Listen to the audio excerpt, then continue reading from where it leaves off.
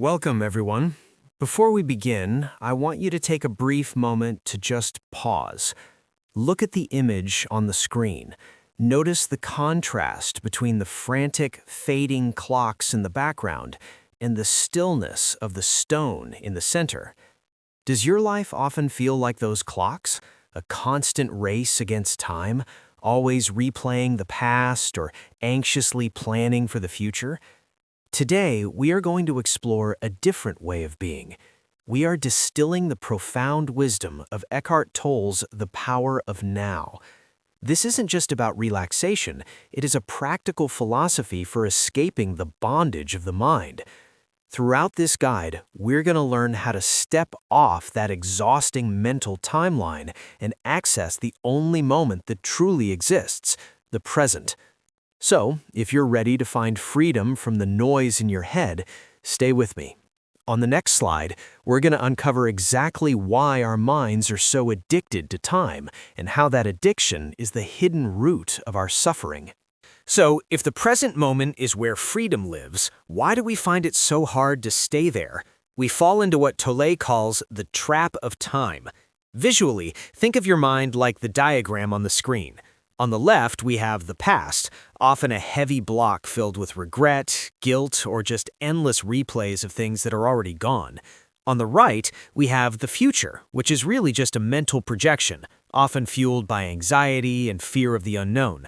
Notice how these two massive, imaginary worlds squeeze the life out of the only thing that is actually real, that thin, golden sliver in the middle, the now.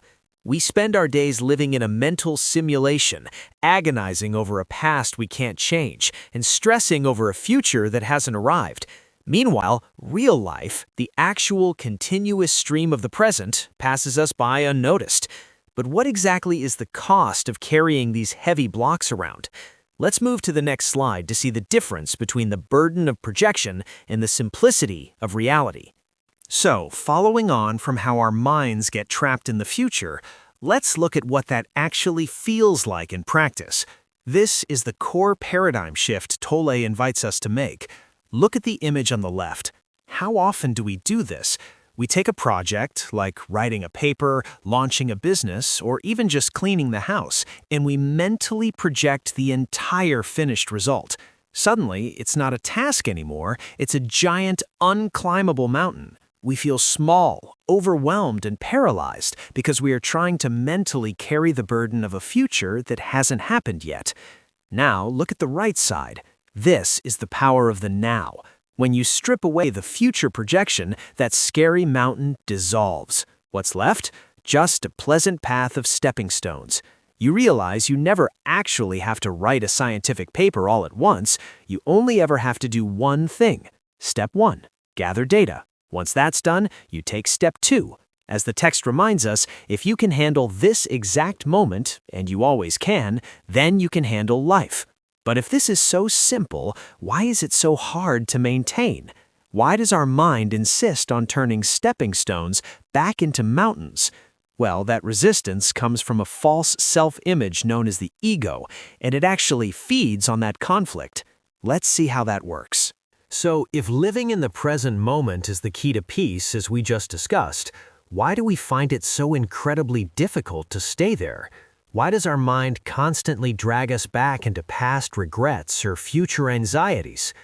Enter the antagonist of our story, the ego. Now, when Eckhart Tolle speaks of the ego, he isn't talking about being boastful or arrogant. He defines it as a false self, a mental image of who you are, constructed entirely from your past conditioning and your personal history. Look at the illustration on the slide. Notice how the reflection in the mirror is actually the one holding the strings. That is the ego. It acts like a puppet master, controlling your thoughts and behaviors, often without you even realizing it. Here is the critical and perhaps somewhat shocking insight. The ego actually depends on your misery for its survival. Why? Because if you were perfectly at peace, completely present in the now, you wouldn't need a self-identity based on your problems or your story. The ego creates a narrative of me against the world to feel significant. Therefore, it actively obstructs your happiness because true peace threatens its very existence. This is why we see self-sabotage. Have you ever stayed in a destructive relationship or picked a fight when everything was going smoothly? That is the ego seeking conflict to gain a sense of identity and control. It feeds on the drama. But the ego doesn't operate in a vacuum. It relies on a heavy reservoir of accumulated emotional pain to keep this drama alive, something Tolle calls the pain body, which we will uncover in the next section. So, if the ego, which we just discussed, is the architect of our false self, then what Tolle calls the pain body is the physical warehouse where all that old emotional baggage lives. Think of it as the emotional residue of the ego, accumulating over years. Tolle actually describes this entity as a distinct form of energy, almost like a parasite living inside your chest. It sounds frightening, but have you ever had a reaction to a situation that felt completely disproportionate to what actually happened? That is the pain body at work. Let's look at the mechanics of how this parasite operates in your daily life. It usually starts with a simple trigger. It might be a minor offhand comment from a coworker or spouse. Rationally, it's nothing, but suddenly the awakening occurs. The dormant energy wakes up and literally hijacks your mind, clouding your rational thought. This leads to the feeding. You might feel a rush of irrational anger, sadness, or defensiveness. The pain body creates this drama because it needs to feed on negative energy to survive. It wants you to be miserable because pain feeds on pain. Now here's the critical trap mentioned at the bottom of the screen. If you say, "I am an angry person," you are identifying with the pain. If you identify with it, you keep it alive. To dissolve it, you must stop being the pain and start looking at it. But how exactly do we do that without getting sucked back in? Let's move on to the technique of watching the thinker. So, we've just seen how the pain body feeds on old emotional energy. But how do we starve it? How do we break free? We arrive here at the core of Tolle's teaching, disidentifying from the mind. It sounds like a paradox, doesn't it? But consider this truth. You are not the voice in your head. You are the one listening to it. If you can hear the voice, you cannot be the voice. You are the awareness behind it. Look at the illustration on the screen. Imagine yourself as that figure by the river. Your thoughts, worry, judgment, planning are just passing clouds. The mistake we usually make is grabbing onto a cloud and riding it away. Instead, we want to practice a technique Tolle calls watching the thinker. This means observing your thoughts without judging them. When that nagging voice creates a narrative of regrets or anxiety, simply notice it. Say to yourself, there's the mind doing its thing again. Smile at it. Accept it exists, but don't take its advice. Let's actually try the exercise listed on the right side of the slide together. I want you to close your eyes for a brief moment. Now, become very alert, like a cat watching a mouse hole. Ask yourself this specific question. What will my next thought be?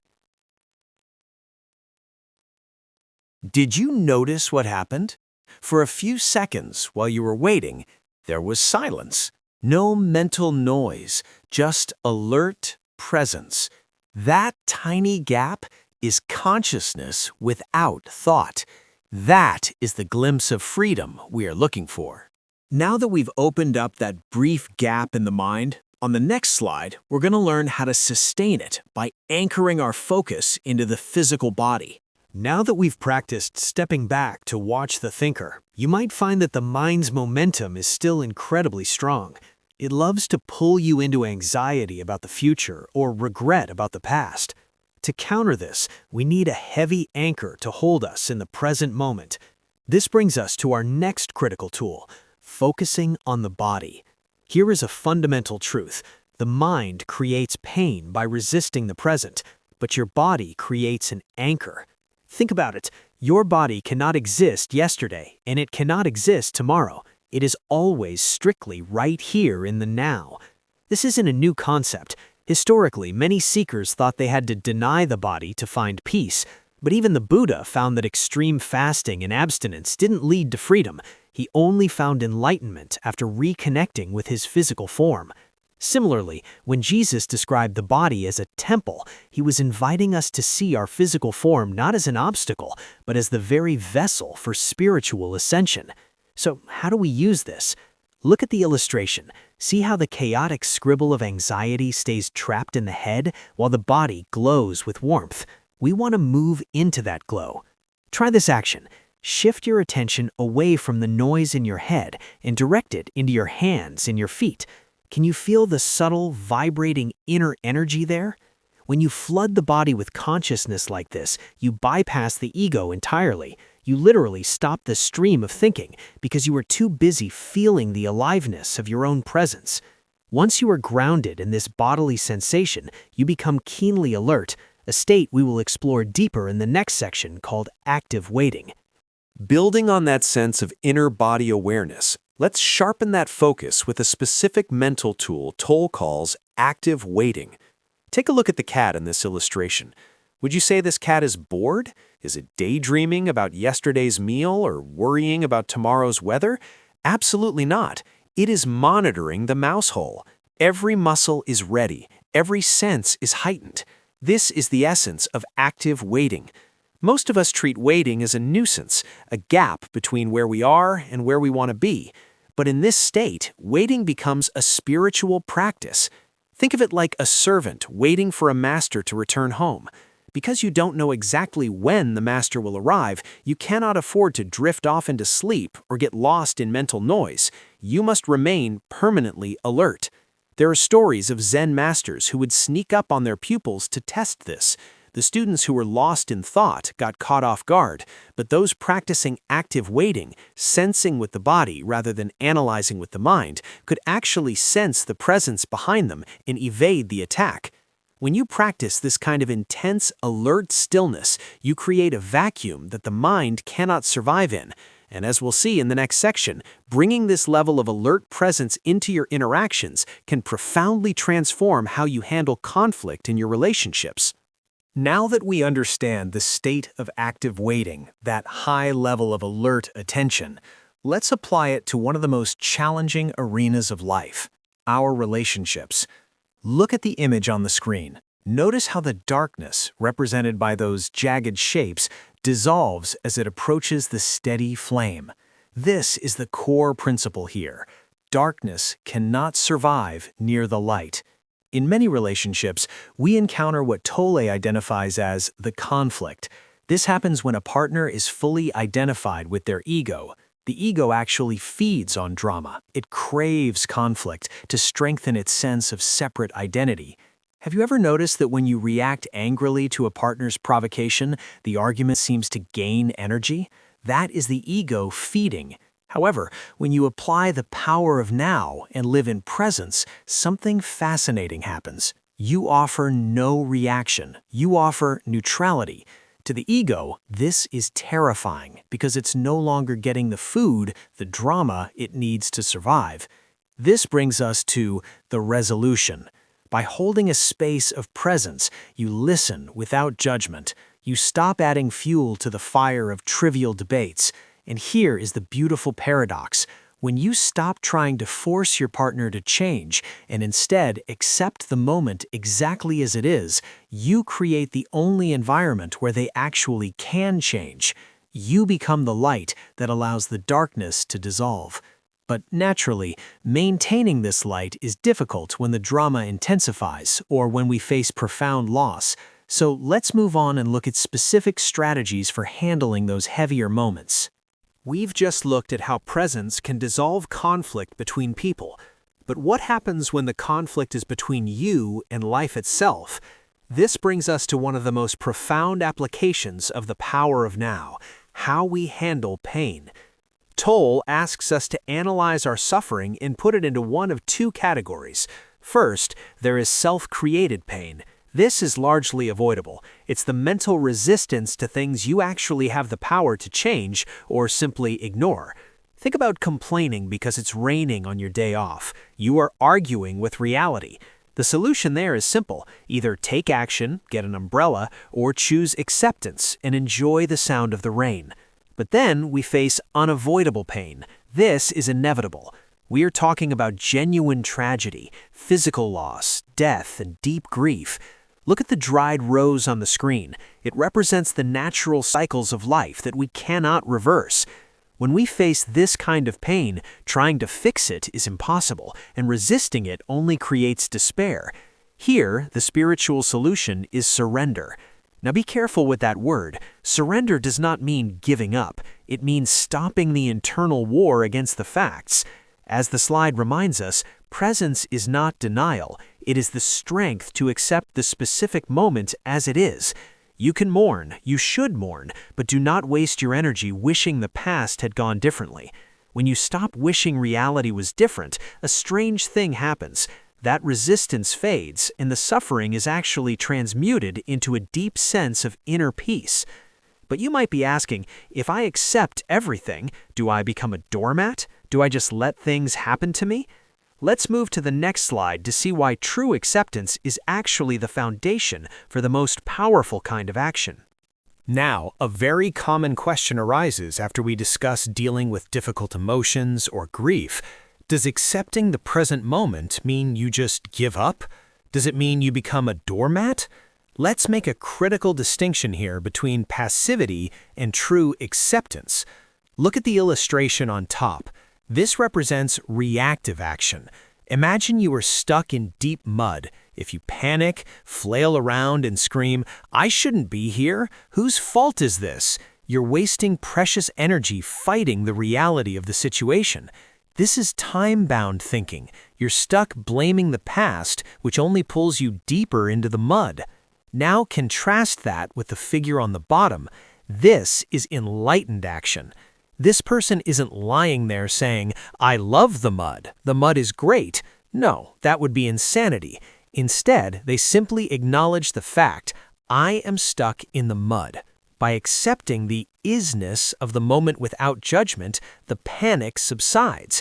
And because the mind is clear, they can actually spot the solution, in this case, reaching for that sturdy branch to pull themselves out. Acceptance is not about giving up. It is the absolute prerequisite for effective change. It transforms emotional reaction into focused action. Now that we understand the mindset required for this shift, let's recap the 4 practical steps to achieve it. Now that we understand that acceptance empowers action rather than hindering it, let's bring everything we've discussed into a single, actionable framework. Think of this as your daily roadmap to staying in the now. It begins with the mind. We must practice being the watcher. Instead of getting swept away by the river of your thoughts, step onto the bank and simply observe them without judgment. This creates a crucial gap where peace can enter. When that stream of thinking becomes too strong, move to step 2. Feel your inner body. Use the sensation of aliveness in your hands or feet as an anchor. This physically grounds you in the present moment, making it harder for the mind to wander. Third, we practice active waiting. This isn't about being bored. It's a state of high alertness, like a cat watching a mouse hole. You are so present, so alert, that the ego cannot sneak back in unnoticed. And finally, we arrive at the core practice, surrender. Look at the facts of your situation. If it's raining, it's raining. If you're stuck in traffic, you're stuck.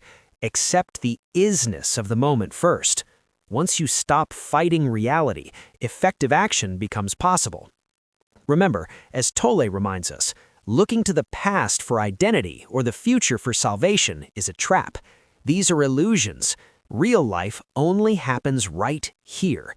If you are ready to make this a lifelong practice, on our final slide, I'd like to share a few essential books that can guide you further on this journey. Now that we've walked through those practical steps, observing, feeling, waiting, and accepting, you might be asking yourself, where do I go from here? The truth is, this presentation is just the doorway. To truly inhabit this new way of being, you have to keep walking through it. Naturally, our primary guide for this session has been Eckhart Tolle's masterpiece, The Power of Now. If you haven't read the full text, or if it's been a while, I encourage you to dive back into it. There is a depth in his writing that reveals new insights every time you pick it up. However, once you start mastering your own internal state, the next challenge is often maintaining that peace when interacting with others. For that, I highly recommend The Art of Communicating by Thich Nhat Hanh. It's a beautiful companion piece that teaches you how to apply mindfulness to your relationships, helping you become a truly respectful listener. Remember, the journey to enlightenment isn't a race to a finish line. It is simply the practice of returning, again and again, to this moment. Thank you for listening, and I wish you deep peace on your journey.